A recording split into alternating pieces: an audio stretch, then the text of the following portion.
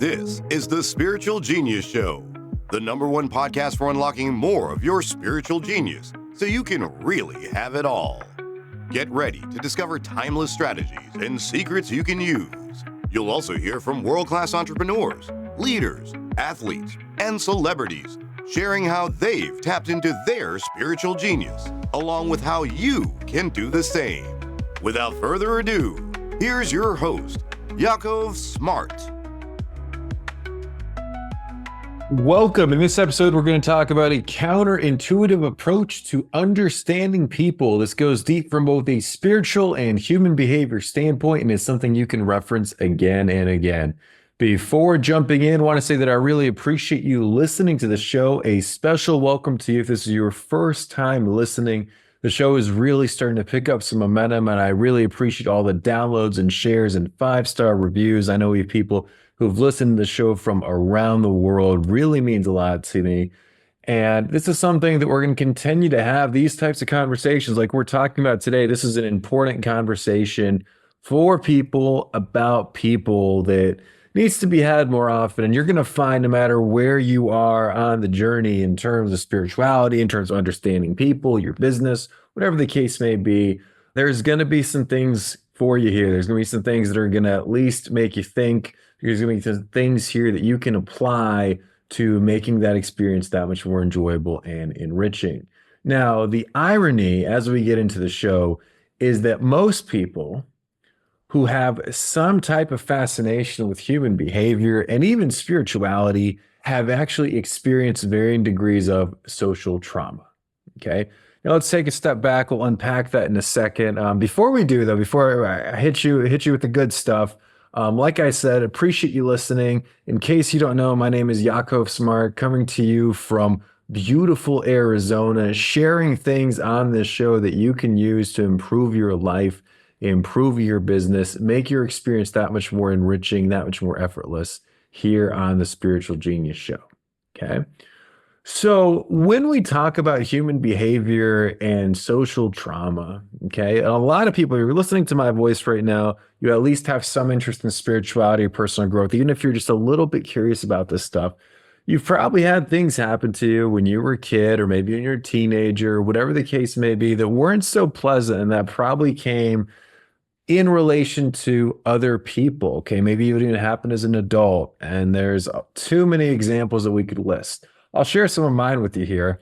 And I shared this on one of the first episodes of the show. My first real social experience, other than being around family, was getting dropped off at pre-K. And I remember I didn't speak English. This was in Atlanta, Georgia. I remember my mom dropping me off, walking away, and me screaming, trying to run after her because I didn't know where in the world I was, what was happening. And being 4 years old, I couldn't communicate with the other kids. I felt lost, I felt scared, I felt abandoned, all these different things. And I mean, there's nothing she could have done. Like it needed to be done. There needs to be a social integration, right? But it really, I remember it really threw me off. And looking back, that was the catalyst for a lot of decisions, a lot of patterns that happened at a subconscious level, to the point where many years later, and I picked up the language quickly, right? I picked up English and communicating and all these different things. But growing up, I was ridiculously shy, did not express myself, did not see myself as quote unquote worthy or attractive or really sociable for that matter. My self-image, it's so important when we talk about this stuff as well, is understanding people's self-image, right? Understanding our own self-image. My self-image at that point was of someone who was unattractive and undesirable and didn't have social skills and all these different things. And of course, that kept creating a self-fulfilling type of prophecy where I was rejecting myself. And I remember heading into high school, I made a bet with a friend at the time, and I was like, we had this dance called homecoming. And I remember saying, oh, I'll get a date, no problem. But the fact of the matter is I lost the bet and I didn't pay up, which was my bad. Should have paid the guy $20. The issue was, it's not thinking that I couldn't get a date. I didn't ask a single person. I didn't make any offers. So of course I didn't get a date and I didn't go. But it was this self-perpetuating story. And I've talked about this on the show before. The reason I got into personal growth, the very first catalyst for me was being in my later teens and understanding, you know what, I could do something about this social stuff. There's things I could learn. I could, quote unquote, get out of my shell. And that was a catalyst to this huge journey, this huge wave that I started riding and learning more about social dynamics and human behavior. And ironically, you've heard that saying, everything happens for a reason. Ironically, that segued into studying marketing and starting to learn about business and building my first business. And I wouldn't be where I am today without any of that stuff. So it turned out to be a major blessing. But what I am saying is, just like you, I've experienced some form of social trauma. And what's interesting to me, and this is a realization that once you talk to enough people and you really step back and realize, and a lot of people don't know this, everyone has, just about everyone has. The difference is suppressing it, learning from it, repeating patterns. That's where the difference comes in, right? So if you take the best looking female in the world, right, or the fittest guy or the wealthiest person, whatever the case may be, everyone's experienced some stuff. Okay, it's part of the growth journey, especially in this social aspect. So it can be a very charged topic. Okay. So when we look at social cues and we look at, understanding people, the quote unquote scientific explanation of reading social cues is all about survival, right? So imagine thousands or millions or however many years ago you think where people lived in a nomadic type of culture. Imagine people had to survive, the hunter-gatherer, if you will, type of approach.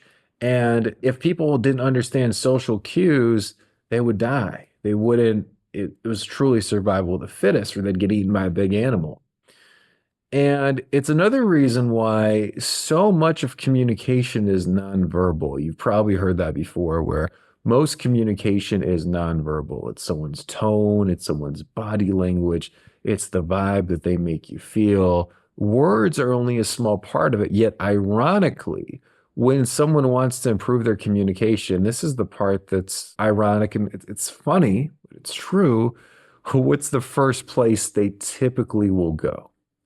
They'll typically go to, what do I say? It's so ironic, right? Because that's the thing that matters the least. It's more of who you're saying it to, how you're saying it, what energy you're conveying. There's a law of state transference, right? If you're feeling a certain energy, it's contagious. We all have mirror neurons as human beings, okay? And so much of communication is nonverbal. That piece is really important. You could be saying the smoothest words in the world to someone, but if your nonverbal is weird or your body language is weird, it doesn't match, it's not going to mesh with someone. That's just the way things are, right? And so it starts with understanding these social cues. And what we're talking about today is deeper level empathy. And it's even a counterintuitive and ironically an intuitive approach to understanding people at a deeper level. Okay. So what's the difference between observing a person and judging a person? It's just like, what's the difference between observing ourselves and judging ourselves? Okay.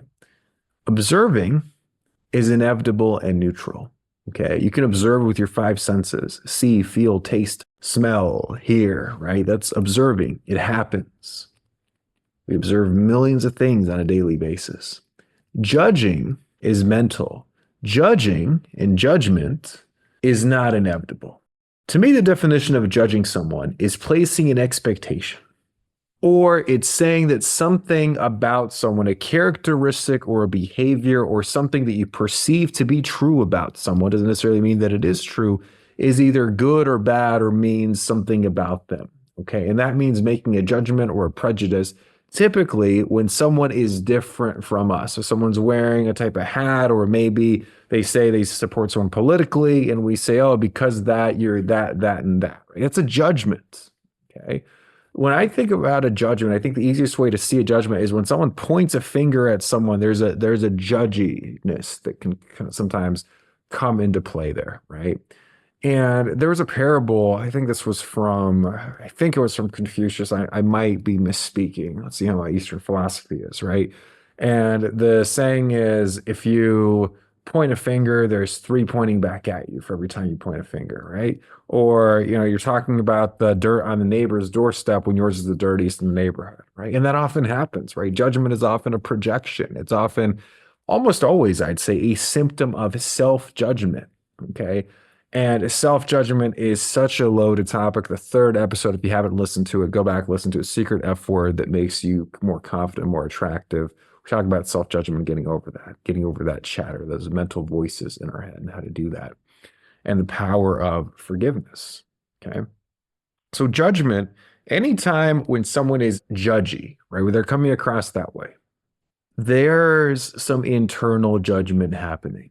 It's a symptom of that. Okay. So if you have judgy friends, judgy family members, they're judging themselves, they're judging others. Okay. Not being judgy, the opposite of judgy, I'd say more neutral, say more observational.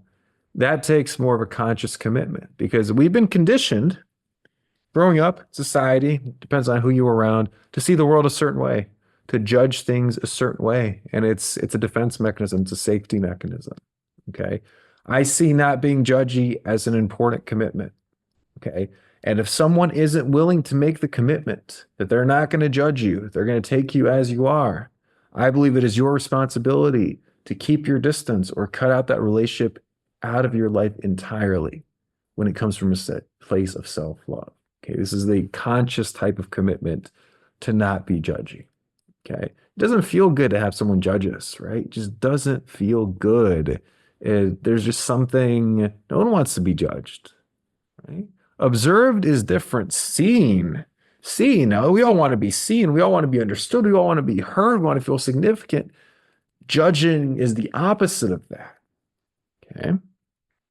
Now, do we all, if we're just being real here, right? Because we understand we live in the 3D, we live on planet Earth. Do we all sometimes from time to time, I don't care how quote unquote conscious someone is, do we all have judgy moments? Yeah, it can happen, right? Sometimes prejudices will come up. Sometimes we'll judge someone. Sometimes we'll be triggered. We're humans, okay? It can happen, especially, and I'll share from personal experience, I do my best, and I will say objectively and observationally, I'm a pretty non-judgy person. You tell me something, I'm like, okay, cool. I may not agree with it. May not mean that I want to spend time with you, but I'm not like, oh, because that, screw you, you suck. No, I'm just let that person be, right? Try to have compassion as much as I can. Okay. Now, when we're in our heads, or when I'm stressed, or or I'm having like an egoic temper tantrum, then I might be a little more judgy. Okay. Or I might be a little more annoyed by little things, and I'm more sensitive, okay, around people. And if we have those judgy moments, the best thing we can do, not to act on them, let those pass, right? It's usually based on our traumas, okay? Judging is to me, it's an angry thing to do. It's an angry and fear-based thing to do. It's to pass a judgment on someone, okay? Now, next to judginess, and this is something that's going to hit home for a lot of people. It certainly hits home for me. There is this thing called jadedness, okay? So to me, judginess is really fear-based, really, all these different things. Jadedness is being jaded. It's not trusting. It's being skeptical. It's being guarded. It's being pessimistic. Now, there is a difference between being discerning, okay, and observing carefully and testing things, which I think it has a lot of wisdom, to just having your guard up and being pessimistic and skeptical about things. I think, and it's easy if you're an intellectual person, you've learned a lot, maybe you've experimented a lot, maybe you think you already know a lot. It's easy to have this type of skepticism. It's easy to be guarded like that and show up that way. And I've experienced a lot of this in my life. And it's something that until fairly recently, I didn't really understand. I want you to understand it now. If you're like that, or when you and I, when we show up that way, in that skeptical, guarded, pessimistic way, I'm not saying to not discern. I'm not saying not to ease into relationships or deals. What I am saying, though, is there's an openness and optimism and excitement, that childlike curiosity, that is the opposite of jadedness. There's a joy there. There's a playfulness. There's a possibility there. And so this type of jadedness, if we carry it around, what it does, it causes us to miss our blessings. It also causes us to block receiving. And it almost becomes a self-fulfilling prophecy. I'll give you an example. I was talking with someone a while ago about potentially hiring them. And this person, I asked them a question, which was an intentional question. I asked them to describe previous experiences. And they had all sorts of terrible things to say about some of the people that they worked with in the past. Terrible things. And to me, I saw that as a big red flag because that's their pattern in that category, and it becomes a self-fulfilling prophecy. And I was talking to a friend about this, and I was telling my friend, I was like, hey, it seems good on the surface, but that's a red flag. And sure enough, it didn't work out with that person. Like we didn't end up hiring them, and all was good. We didn't get into any like drama or anything. We never even worked together. But one of the reasons was because we weren't an energetic match for each other. The next person that person is going to work with or work for, unless they drastically change this pattern on a conscious level, and I'm sure they're going to have a choice. I'm sure there's going to be a moment in their progression where they get to choose something different. If they don't, they will keep attracting getting screwed over, all those different toxic things they were talking about. That's the reality. That may not be a politically correct thing to say. That we may say, well, that's harsh. It's true. Objectively, neutrally, it's not a judgment on them. That's the reality. That's something I can see through compassion and seeing energy, which we'll talk about in a second. Now, observing and what we call downloading is much more rewarding than judging. Okay. This is what happens when we allow information to come in intuitively. It's a difficult thing sometimes to explain. I think we all have some of these abilities. Okay. It's just a matter of practicing, trusting yourself, allowing stuff in. I remember over Thanksgiving, I went out to a bar, club, whatever it's called, in Atlanta with my brother. And I remember, first of all, deciding after that I'm never going there again in a million years because it was not my vibe and it was not fun and all those different things. But he was talking to these two women. And I walked up and immediately one of them, as she said something to me, I knew things about her. I knew where her daughter went to college. I knew what she did for a living. I could understand certain character traits. I could see certain wheels spinning within seconds. And I said some of those things, and sure enough, they were true.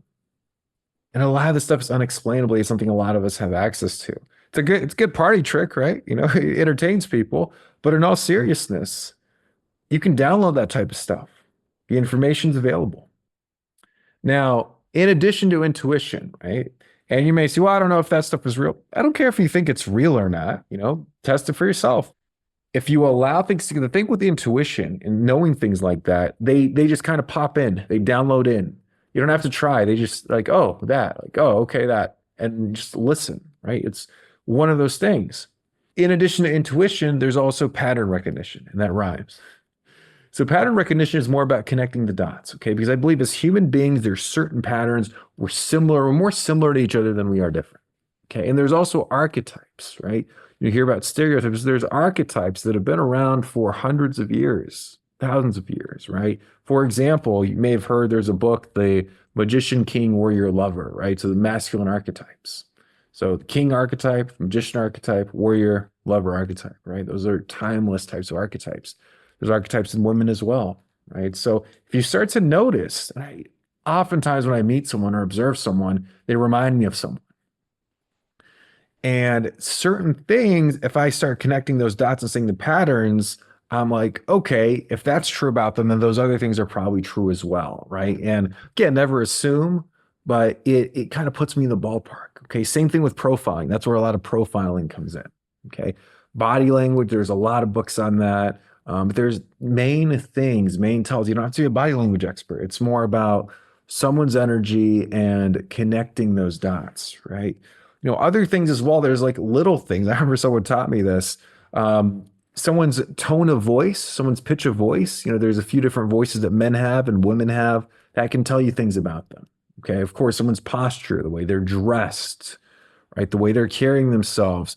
When you listen to someone speak, things that they're sharing, how are they framing themselves? What's their outlook on the world? I find that stuff very intriguing, okay? Because people will tell you a lot, not even directly. It's being able to listen and read between the lines, especially if you can really observe and do it in an observatory way without like judgments, without worrying about the next thing to say, but now you're projecting your attention on the other person. And there's the map of consciousness. Talk about the book Levels of Energy on the show. Huge, huge thing. If you don't have the map of consciousness, if you don't have the scale, maybe we'll do a show on it one day. But people in attractor fields, like attracts like. So just based on being around someone, and this is, again, a little bit more difficult to teach, but it takes some practice. If I talk to someone for 30 minutes and they tell me certain things about themselves, I can see within a range, right? Could be off. It's not about getting it down to a number. But I can see within a range what their baseline is on the map of consciousness. Okay. And typically there's a range. So if their baseline, let's say, is at 300, then typically their bottom is going to be, somewhere in the low 100s, maybe on the worst days. And then best days or higher energy levels, some 400s energy, maybe even low 500s. Again, it's a very broad range. It can depend on the person, but certain circumstances in their life, certain things they share can really give you a clue as to, where they are on the scale and what they're attracting, what their circumstances are, right? And like attracts like, you've heard that before, okay? Also, based on certain circumstances, based on certain data, right? You can see the probabilities of what they're likely to attract. So for example, relationships and dating, someone keeps tracking a certain type of relationship, huge probability they're going to attract more of that unless they shift their energy, right, in a conscious way or make a decision in the moment that they're done with that. Okay. Same thing with alcohol and drug abuse, certain patterns in business, same way, right? It's just the path that someone is on, and we can change. These things can change, but it takes that effort to change, right? So it's kind of like, if something's going in a certain direction, unless the object changes, it's going to continue going in that direction. That's how we can make predictions. If you're looking for more clarity right now, whether that's in your business, career, relationships, or any other area of your life, I've recorded a short training you can use to find more clarity, Spiritual Genius style. This training is my gift to you for being a listener of the show. To access it, all you have to do is go to spiritualgenius.org/gift. Once again, that's spiritualgenius.org/gift. Now back to the show. Now, downloading like this, it makes the world a lot more exciting place. It makes it easier to accept and enjoy others because instead of judgment, we can come from more of that place of curiosity. It makes it easier to love people. Okay. And to me, a recent paradigm shift that I've had, and I'll share this with you, and if this sounds woo-woo, then it sounds woo, but it is what it is. And I think for the right person, this will be really helpful. Okay. Because maybe you've had some terrible experience with people. Maybe you've been screwed over. Maybe you've had some trauma, all these different things. What if instead of seeing people as people, right? Either use the word humans or souls. If I see someone as a soul, there's a different layer. There's just a different relationship. Okay. To me, it's easier to see that more objectively. There's more of a compassion for another soul. Same thing for yourself. You see yourself as your soul. Sit with that for a moment. Let that one sink in, because that's a big one.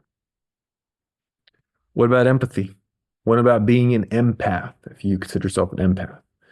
I don't know all the different, I know there's a books on, I know there's a lot of lingo. I think being an empath has a lot to do with sensitivity, being sensitive and having highly charged mirror neurons, right? Where you can pick up on people's stuff, right? You're very sensitive to energy. And I think it can develop over time. I think having strong mirror neurons is a gift. You're great at modeling things. You're great at modeling people and behaviors. What's one of my gifts is being able to, I can watch a video, I can listen to someone, I can be around someone, and I can almost on a subconscious level pick things up and model behavior. It's a really, really powerful thing. So if you were an empath and you're extra empathetic, you have that type of innate ability, something you can use. Another example could be maybe you're sensitive to scary movies. If you're sensitive to energy, I don't watch scary movies. Okay. If I watch a movie in theaters, I want to watch the movie earlier in the day. Why is that? Because if I watch it in the evening, it's going to affect my dreams or it might affect my sleep, right? So it's just understanding this type of stuff. Do I claim to be an empath? No, I wouldn't say that. I think that word is overused. I wouldn't necessarily call myself that. Can be very empathetic at times, but I also know how to tune it out. Also know how to like sit back for a second, right? And so if you consider yourself an empath, or if you find yourself really sensitive, all it is an opportunity to be more intentional in setting things up and managing your energy, okay? Being able to clear stuff, right? So you have that gift. You also have the responsibility of harnessing it. Okay.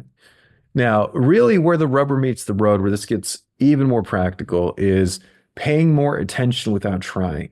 There's a certain type of presence. If you're present with people and you're focused on them, the moment we start focusing on us and we're in our head, it's when we're trying hard. Okay. Makes the world more colorful. There's so much to see. I think it's a tragedy to go through life without loving people or wanting to connect with people. Okay. I've been there. Spent a lot of time there at a subconscious level. There's so much beauty in it. There's so much, I think our souls crave it.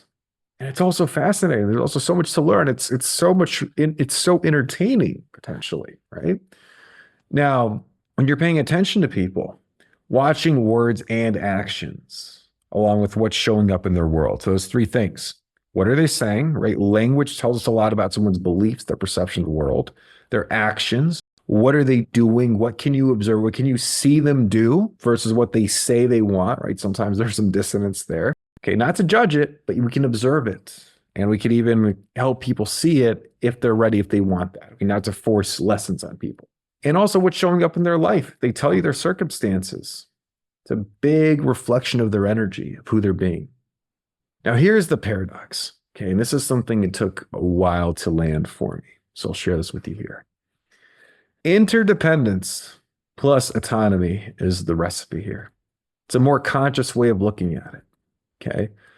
And I've dealt with this whole lone wolf thing for so long and just like, pushing back or like, oh yeah, I can just do it myself. And I think sometimes people who are conscious, people who are growth minded, you've heard the saying, the top is lonely. Maybe, maybe not. Does it have to be lonely? What's the point of getting to the top if you can't share it with others? If you can't bask in others' presence, if you can't give your gifts and co-create with others? I think that's a limited experience. Also believe there's a spiritual cap. If you study Stoicism, they talk about this as well. There's a spiritual cap on our spiritual growth, on our personal growth and fulfillment without others. I think it's admirable. I think when you hear about things like Walden Pond and some philosophers, I think seclusion and solitude, very important, very powerful to varying degrees. And yet, can we grow spiritually without others in our lives? I don't think so. I think there's a legit cap on it. And when you start to switch, when you start to acknowledge that, allow that in, and it's a practice. I'm not saying you're going to listen to this episode and all of a sudden, everything changes. Maybe it will. If it does, let me know. But just making a little bit more of a conscious choice. And that initial effort leads to more effortlessness. Because when you go from judging to downloading, it makes things so much more enjoyable and so much more effortless. So I'll wrap up with that. Wanted to share this here. This is different than what I originally was going to talk about today, yet it's so important. It's been such a front and center piece in my recent development and evolution, continues to be, that I wanted to share this with you here. If you got one or two takeaways or if this remind you of something, please, all I ask is you leave a 5-star review wherever you listen to the platform. Share it with one or two friends. Let's get this message out there. It's going to make things so much better, so much more rewarding for everyone. Appreciate you being here once again, and continue to live abundantly.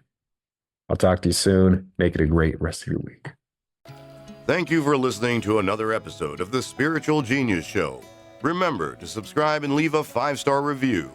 When you email a screenshot of your review to info@spiritualgenius.org, we'll send you access to a special training on unlocking more of your spiritual genius in your business or career.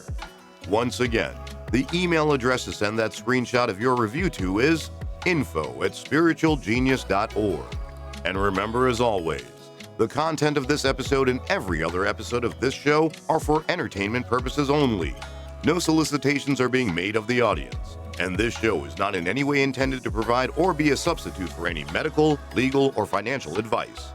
It is strongly recommended that you consult with a licensed professional before making any and all decisions around these matters. Till next time, stay well and remember that your spiritual genius awaits.